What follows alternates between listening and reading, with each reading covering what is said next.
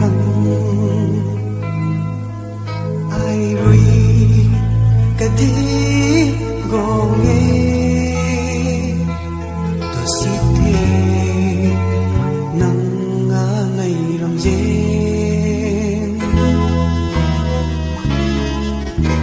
anh ấy thâu thung má khăng nhìn lâu kỳ chẳng suy lâu mà tâm không nhìn lâu mà về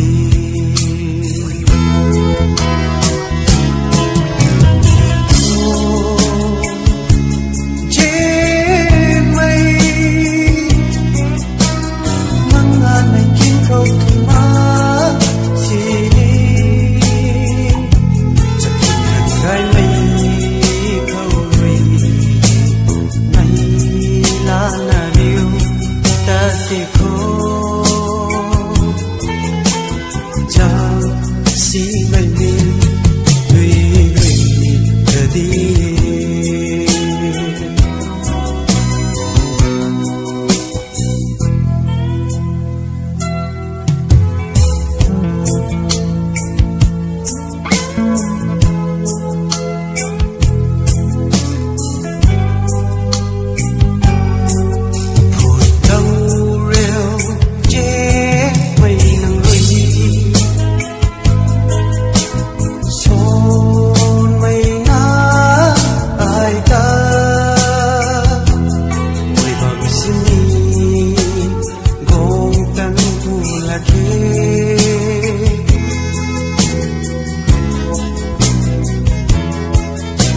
đêm gai mây mong su sang gai gối gai nơi cuối xuân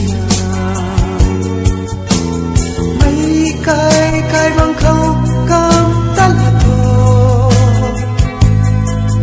bye bye trên lên mây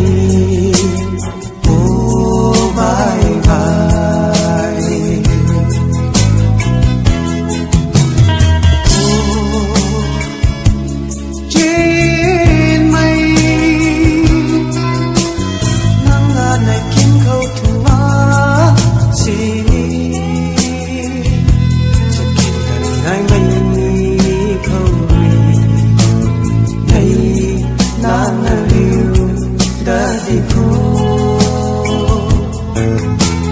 chẳng xin mây đi tùy